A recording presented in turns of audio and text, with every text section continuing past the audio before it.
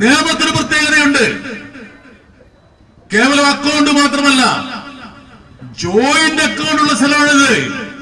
ആർക്കിടയിലാണ് joint account? ആർക്കിടയിലാണ്? കോൺഗ്രസിനും BJP-ക്കിടയിൽ. സഖാവ് ശിവൻകുട്ടി ഈ ജോയിന്റ് അക്കൗണ്ടിനെയാണ് തോൽപ്പിച്ചത്. ഓരോ നിമിഷവും വിലപ്പെട്ടതാണ്. സഖാവ് ശിവൻകുട്ടി എന്ന് പറയുന്നത് നിയമത്തെ പ്രതികരിക്കാനുള്ള കേവലം ഒരു MLA മാത്രമല്ല, മതനിരപേക്ഷ കേരളത്തിന്റെ പ്രതീകമായി നമുക്ക് ഉയർത്തിക്കാട്ടാനുള്ള ഏറ്റവും ശ്രേഷ്ഠമായ ഒരു വ്യക്തിത്വമാണ് സഖാവ് ശിവൻകുട്ടി എന്നുള്ള ഒരു ഉത്തമ ബോധ്യത്തോടെ ആയിരിക്കണം വരും ദിവസങ്ങളിൽ നിങ്ങൾ ഈ തെരഞ്ഞെടുപ്പ് രംഗത്ത് പ്രവർത്തിക്കേണ്ടത്.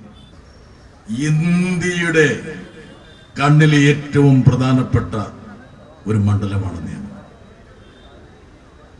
പാർലമെന്റിൽ ഞാൻ സംസാരിച്ചപ്പോൾ പറഞ്ഞു, BJP-ക്കാരെ നിങ്ങൾക്കൊരു അക്കൗണ്ട് ഉണ്ടായിരുന്നു നിയമത്ത്. സഖാവ് പിണറായി പറഞ്ഞു ആ അക്കൗണ്ട് പൂട്ടും. ആ വാക്ക് പാലിച്ചു.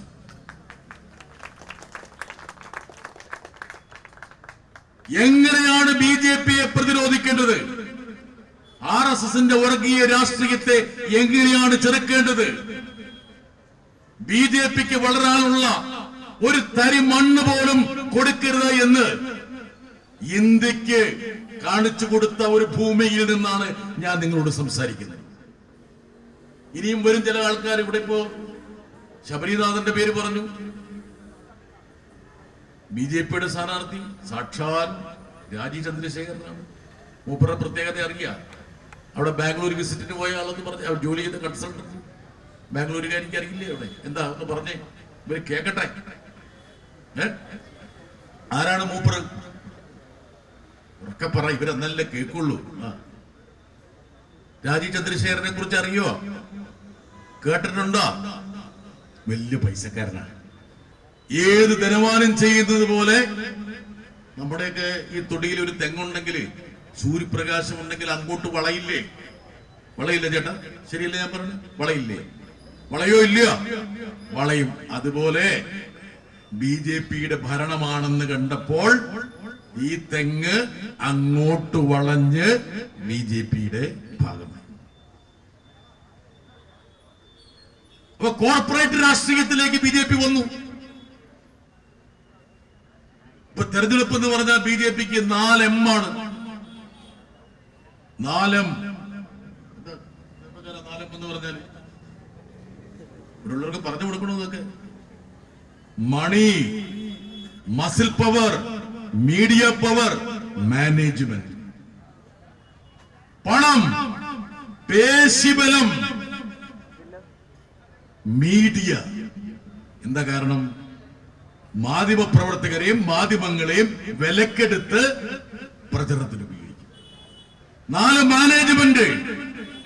തെരഞ്ഞെടുപ്പ് കമ്മീഷൻ മുതൽ ഗവർണർ മുതൽ പ്രധാനപ്പെട്ട ഓഫീസുകളൊക്കെ തെരഞ്ഞെടുപ്പിന് വേണ്ടി ഉപയോഗിക്കും.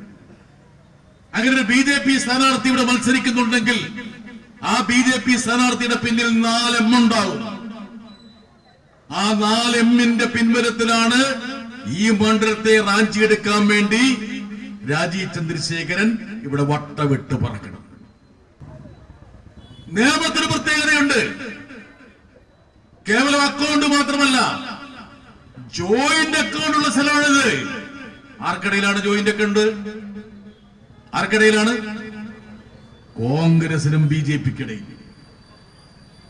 സഖാവ് ശിവൻകുട്ടി ഈ ജോയിന്റ് അക്കൗണ്ടിനെയാണ് തോൽപ്പിച്ചത്.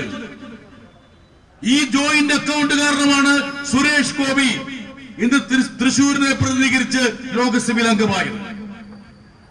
ഈ നിയമത്ത് നമ്മൾ പൂട്ടിച്ച അക്കൗണ്ട് ജോയിന്റ് അക്കൗണ്ട് ആക്കാൻ വേണ്ടി അവർ പല രൂപത്തിലും ഭാവത്തിലും ഇനിയും വരും. കരുതിയിരിക്കണം. കേരളത്തിലെ 139 മറ്റ് മണ്ഡലങ്ങളെ അപേക്ഷിച്ച് നിയമം ഇന്ത്യയുടെ ശ്രദ്ധാകേന്ദ്രമാകുന്നതിന്റെ ഒരു കാരണം ഇവിടെ അക്കൗണ്ടും ജോയിന്റ് അക്കൗണ്ടും ഉണ്ട് എന്നുള്ളതുകൊണ്ട്. അതുകൊണ്ടാണ് നിങ്ങളോട് ഞാൻ ആദ്യമേ പറഞ്ഞത്, ഈ ആവേശം ഒന്നും പോരാ. ഓരോ നിമിഷവും വിലപ്പെട്ടതാണ്. സഖാവ് ശിവൻകുട്ടി എന്ന് പറയുന്നത് നിയമത്തെ പ്രതികരിക്കാനുള്ള കേവലം ഒരു MLA മാത്രമല്ല, മതനിരപേക്ഷ കേരളത്തിന്റെ പ്രതീകമായി നമുക്ക് ഉയർത്തിക്കാട്ടാനുള്ള ഏറ്റവും ശ്രേഷ്ഠമായ ഒരു വ്യക്തിത്വമാണ് സഖാവ് ശിവൻകുട്ടി എന്നുള്ള ഒരു ഉത്തമ ബോധ്യത്തോടെ ആയിരിക്കണം വരും ദിവസങ്ങളിൽ നിങ്ങൾ ഈ തെരഞ്ഞെടുപ്പ് രംഗത്ത് പ്രവർത്തിക്കേണ്ടത്.